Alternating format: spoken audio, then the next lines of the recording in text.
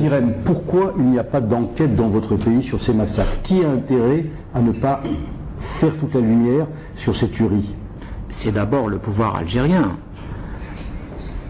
Il est inconcevable qu'il n'y ait pas d'enquête, au moins nationale mais indépendante. Ce qu'il faut savoir par rapport à ce qui s'est passé à Ben Talha et dans d'autres régions du pays, c'est que les massacres continuent jusqu'à aujourd'hui. Il est vrai que la violence a diminué relativement dans les grandes villes, mais les pauvres paysans continuent jusqu'à aujourd'hui à se faire égorger. Et toujours, on se contente d'attribuer ces massacres à un fameux sigle, le GIA. Mais qui c'est le GIA? C'est quoi le GIA? Pourquoi ne fait-on pas d'enquête? Je vous retourne donc cette question. Mais c'est d'abord le pouvoir politique en place qui ne veut pas de cette enquête. Il est vrai aussi qu'une partie de la classe politique algérienne, qui est de connivence avec le pouvoir algérien, rejette aussi cette idée d'enquête internationale. Y a-t-il connivence selon vous entre le GIA et le pouvoir algérien? Et de quelle manière? Écoutez, il y a des officiers de la sécurité militaire algérienne qui disent, ils l'ont dit plusieurs fois, que ce GIA a été créé par la sécurité militaire algérienne. Vrai ou faux? Peut-être que moi-même je ne peux pas répondre à une telle question, mais en tout cas les interrogations et les ondes d'ombre demeurent. Aujourd'hui, on ne peut pas se contenter d'un sigle pour dédouaner les assassins de commettre leurs crimes. Monsieur Khalil, je me retourne vers vous. Quelle est la situation exacte des droits de l'homme dans votre pays? Quelle est la situation? Comment vous l'appréhendez? Et quel a été votre travail sur ce problème très délicat, épineux et sanglant, on l'a vu, des droits de l'homme? L'Algérie, ce n'est pas une démocratie, c'est une évidence. Depuis longtemps, on se pose des questions effectivement sur les véritables décideurs dans le système algérien. Beaucoup disent c'est l'armée. Moi je dis c'est pas l'armée. C'est la sécurité militaire, donc c'est une branche de l'armée mais qui n'est pas contrôlée par l'armée. Mais cela ne date pas d'aujourd'hui, même du temps du parti unique qui est le FLN pour les décisions centrales ne décidait pas. Au fait, ça remonte à bien plus loin. On peut dire aujourd'hui que même du temps du colonel Boumedienne qui avait le pouvoir, qu'il n'avait pas le véritable pouvoir. Que Qasdi Merbah, qui était donc le chef incontesté des forces de l'ombre, détenait le pouvoir. Jusqu'à aujourd'hui, donc, c'est ces gens-là, c'est ce cabinet-là qui emprisonne l'Algérie. Ce cabinet arrive à emprisonner l'Algérie, pas parce qu'il est fort, parce qu'ils sont 6 personnes, peut-être qu'ils sont moins, peut-être qu'ils sont plus, mais c'est parce que c'est un outil qui est omniprésent dans toute la société algérienne. Alors, ce cabinet fait-il cause commune avec des intégristes certaines fois? C'est un peu trop fort de dire ainsi, mais ce cabinet manipule tout le monde. Il manipule ce qu'il appelle lui-même démocrate, il appelle ce qu'il appelle lui-même républicain, il manipule aussi ce qu'il appelle lui-même islamiste. Alors, pardon de vous reposer la question. Ce qu'il faut savoir, excusez-moi, je vous interromps une seule seconde, c'est que le pouvoir algérien, depuis qu'il existe, n'a au fait aucune idéologie. Il peut être d'obédience islamiste, arabiste, berbériste, etc., mais au fait, ce qui lui importe le plus, c'est ses intérêts matériels. C'est son maintien au pouvoir. Donc, j'allais vous poser la question, mais dans quel but certains manipulent pour maintenir et pour créer ce désordre permanent depuis de tellement longues années en Algérie? C'est pour y rester, c'est pour y bien profiter, parce que ce qu'il faut savoir, c'est que l'Algérie, c'est un pays très très riche qui malheureusement aujourd'hui le gaz, le pétrole, près de 20 millions d'habitants qui sont très pauvres. Je vous fais savoir qu'il y a 6 mois, une fillette qui est à l'école primaire à Tiaret est tombée, évanouie dans sa classe. On a cherché à comprendre pourquoi elle n'avait pas mangé pendant 4 jours dans un pays où il y a des milliers de milliardaires. Au fait, le problème algérien, contrairement à ce qu'on a dit pendant 10 ans, ce n'est pas l'islamisme politique, c'est surtout cette course effrénée à se partager une rente pétrolière extraordinaire. Une petite parenthèse, j'aimerais que cette émission apporte quand même du nouveau et qu'elle ne serve pas aussi de prétexte à brouillard, parce qu'on parle beaucoup de l'Algérie, mais souvent c'est pour brouiller les pistes.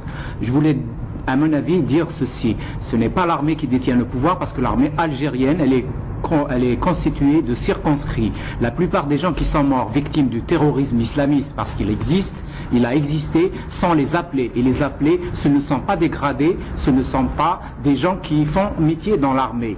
En revanche, aujourd'hui, on a un problème avec nos services, c'est eux qui accaparent tout, c'est à l'image de la sécurité de Roumanie. C'est ce fameux cabinet noir qui décide de tout. C'est eux qui ont décidé de ramener Bouteflika, c'est eux qui ont décidé de ramener Boudiaf, c'est eux qui ont décidé de ramener Zerwal. Et Zerwal, étant général, a compris ceci. Il voulait donc placer son homme qui est Betchin à la tête des services, il n'a pas pu. Bouteflika aussi a essayé de placer son homme Zerhouni à la tête des services et il n'a pas pu. Et la situation reste la même. C'est en général donc ce fameux, cette fameuse machine du statu quo qui emprisonne la société algérienne. Parce que cette machine existe partout, dans les usines, dans les médias, dans les écoles, où est-ce que vous y allez, elle existe dans les ambassades algériennes, elle existe, elle est omniprésente. Voilà. Alors pour faire avancer le débat, pour qu'on aille un petit peu plus loin, oui. Vous pensez, vous, que c'est une lutte d'influence à l'intérieur du cabinet noir qui entoure tous les présidents de la République et qui font, si j'ose dire, la pluie et le beau temps dans votre pays? Mais c'est exact, c'est eux qui décident pour tout. Toutes les décisions politiques sont prises à leur niveau, toutes, sans exception. C'est ce cabinet qui essaie de créer le RND. Le RND est un parti qui a été créé le 21 février 1997 et qui a gagné, avec la fraude électorale massive, les élections législatives le 5 juin 1997. Vous imaginez, c'est une insulte au bon sens des Algériens, c'est une insulte à toute activité politique. Alors, on va rendre un hommage mérité à nos confrères et aux journalistes algériens avec un témoignage bouleversant, celui de Chafia Bouabdallah. Son fils était journaliste, la police est venue l'arrêter, sans raison apparente bien sûr. Depuis, elle ne l'a plus revu. Est-il mort? Est-il retenu prisonnier? Aucune nouvelle depuis. Cette disparition vient donc rallonger la liste des disparus.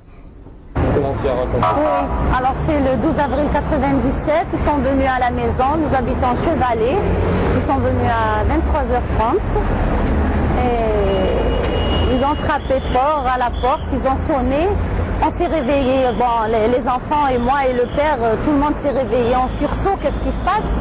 On a dit qui c'est, ils ont dit ouvrez police. Et mon mari a eu juste le temps d'ouvrir la porte qu'on s'est retrouvé en face de 3 individus. Le premier, juste mon mari, il a ouvert la porte, il lui a planqué un revolver là sur la tempe et lui disait de lever les mains et reculer en arrière. Et d'ailleurs, c'est ce qu'il a fait mon mari. Moi, j'étais derrière mon mari, j'étais vraiment affolée, j'ai commencé à crier. Alors, ils m'ont pris, moi et mon autre enfant, ils nous ont poussés vers le salon, ils ont fermé la porte, ils ont tenu la poignée pour qu'on ne puisse pas ressortir. Et voilà, et il y avait mon fils qui était dans la cuisine en train de travailler. Quand il a entendu tout ce bruit, bien sûr, tout le monde s'est réveillé. Il est venu, qu'est-ce qui se passe? Qu'est-ce qui se passe? Ils ont regardé comme ça et il y avait tous mes enfants qui étaient réveillés. Et le bonhomme là, il a regardé comme ça, il lui a dit, toi, qui es-tu? Alors mon fils, il a répondu, il a dit, je m'appelle Aziz. Il lui a dit, ah bon? Alors, mets tes affaires et enfile tes affaires, tes vêtements et viens avec nous. Et il a eu juste le temps d'enfiler sa veste parce que il était pratiquement en pyjama. Il a eu juste le temps d'enfiler sa veste. Et il avait des mules, il a mis une de chaque couleur. Et il est parti avec eux. Et depuis ce jour, je ne l'ai plus revu. Quelles sont les nouvelles que vous avez pu apprendre par la suite avec votre personne?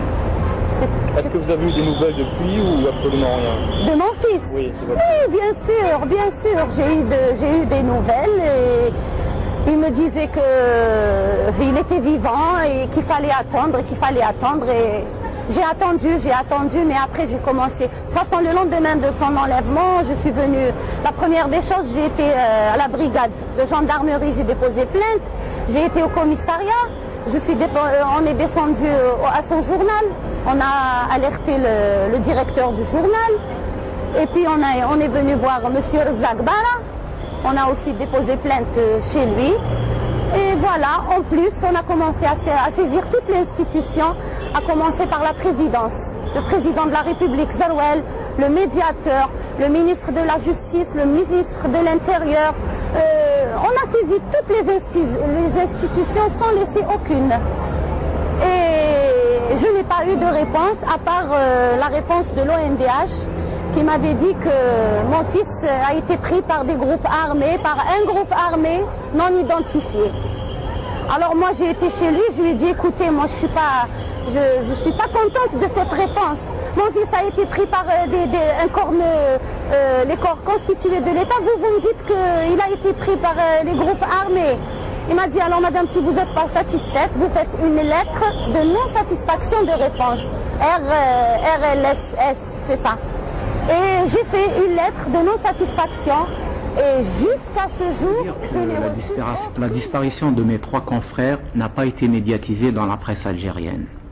Moi-même, j'ai fait des efforts pour écrire le premier papier concernant la disparition de Aziz Bouabdallah. Et le lendemain, la mère de Aziz Bouabdallah est venue au siège de journal pour me féliciter pour avoir fait un petit peu mon travail. Je voudrais dire une chose aussi, c'est raconter un peu cette façade démocratique que représente la presse algérienne. Il est vrai qu'il y a beaucoup de jeunes journalistes, surtout, qui se battent. Ils essayent de se battre parce qu'ils n'ont pas fait partie du sérail médiatique, ça veut dire des anciens journaux du parti unique, mais généralement, ils n'ont pas le pouvoir. Ce qu'il faut savoir, c'est qu'en Algérie aujourd'hui, je le dis, texto, toutes les rédactions ont à leur tête des directions qui travaillent avec le pouvoir algérien. Mais seulement, il y a des journalistes jeunes qui essayent de se battre. Aujourd'hui, en Algérie, ce qu'il faut dire, c'est que pour avoir un agrément, pour avoir un journal, il faut un agrément. Si vous ne pensez pas comme le pouvoir, vous n'aurez jamais cet agrément. Donc aujourd'hui, il n'y a qu'une seule opinion qui s'exprime dans la presse algérienne. Mais encore une fois, la quasi-majorité, effectivement, des journalistes algériens, qu'ils écrivent en arabe ou en français, essayent de se battre, essayent de faire des choses. Mais ce n'est pas toujours facile. Je vous dis, pour preuve, ces 3 journalistes disparus n'ont pas du tout été médiatisés. Il y a eu des directeurs de rédaction qui ont interdit à leurs journalistes de parler de ces cas, de ne pas parler aussi de tous les cas de disparition forcée. La question des disparus est apparue dans la presse algérienne très tard. Ce n'est que vers la fin de l'année 1997 qu'on a commencé à aborder ce thème. Et pourtant, il y en a eu des disparus depuis 92, des disparus et des disparus. Juste un petit mot, si vous permettez. Vous avez dit tout à l'heure, les directions sont avec le pouvoir parce qu'elles n'arrivent pas à avoir des informations. Ce n'est pas ça. Ce n'est pas ça le problème. On peut faire son travail de journaliste le plus normalement du monde sans être de connivence avec le pouvoir. Le problème est autre. Aujourd'hui, les directeurs de journaux et les actionnaires de journaux sont milliardaires. À côté, vous avez des journalistes qui ont un salaire minable, qui vivent misérablement. Et je pèse mes mots pour la quasi-majorité des journalistes. Donc c'est pas ça le problème. Le problème, c'est qu'en étant avec le pouvoir, on est corrompu, on gagne matériellement. Aujourd'hui, si vous êtes avec ce système politique, si vous rentrez dans sa logique, vous avez des lots de terrain, vous avez des logements et vous vivez bien. Mais si vous êtes un opposant, vous souffrez. Ce que je voudrais dire, encore une fois, je vais peut-être me répéter, c'est que la presse algérienne est un alibi. Le pouvoir algérien est beaucoup plus intelligent que toutes les dictatures du Sud. En général, on vous donne une façade démocratique, mais rien ne change. Les gens qui détiennent le pouvoir aujourd'hui en Algérie sont pratiquement les mêmes depuis l'indépendance du pays. Mais avec cette façade de journaux qui peuvent dire des choses, oui, mais qui ne vont jamais à l'essentiel. Cette fameuse ligne rouge. Non, c'est plus qu'une ligne rouge. Au fait, c'est très sournois. Comment envisagez-vous une presse libre qui ne parle pas des disparus pendant 5, 6, 7 ans? C'est pas possible, c'est pas une ligne rouge. C'est un ancien rouge. Je veux dire que le mouvement citoyen de Kabylie a élaboré une plateforme politique qui comporte 15 points. Il est vrai que ce document demande l'officialisation et donc de la langue amazigh, mais il y a aussi d'autres revendications.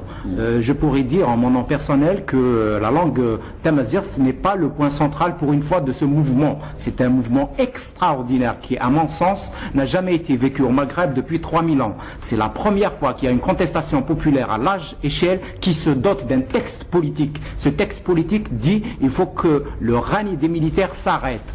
Il faut élaborer, il faut donner une allocation chômage à tous les chômeurs d'Algérie. Je dis bien d'Algérie, pas seulement de Kabylie. Il faut savoir que l'Algérie est un pays riche, qui paye très très bien ses ministres, ses consulats, ses militaires, et qui, les chômeurs, crèvent la dalle. L'Algérie, aujourd'hui, peut donner une allocation chômage à ses chômeurs, et elle ne le fait pas. Il y a d'autres points, donc, dans cette plateforme, entre autres. Cette plateforme, attendez, monsieur, j'arrive, demande à ce que, écoutez bien, les commanditaires et les assassins de jeunes, qu'ils soient gendarmes, policiers ou DRS, passent en justice. Trouvez-vous logique qu'un assassin ne passe pas en justice depuis que l'homme existe? Dès qu'il y a un assassinat, les hommes et les femmes, bien sûr, essayent de faire justice. Aujourd'hui, il y a en Kabylie, depuis donc ce fameux mois d'avril 2001, 123 jeunes tués. Et on sait qui les a tués. Et les tueurs ne sont pas passés encore en justice. Donc, parler de Tamazirt, uniquement de Tamazirt, ça fait un peu le jeu du pouvoir algérien qui veut faire passer cette révolte kabyle comme une révolte pour la langue tamazirt. Aujourd'hui, tamazirt est langue nationale dans la constitution algérienne. Donc il y a déjà un point acquis grâce à ce mouvement de citoyens. Elle n'est pas officielle, elle le sera certainement un jour. Mais je veux dire que ce n'est pas l'essentiel. On ne peut pas occulter tout un combat générateur de démocratie et de liberté pour tout le Maghreb.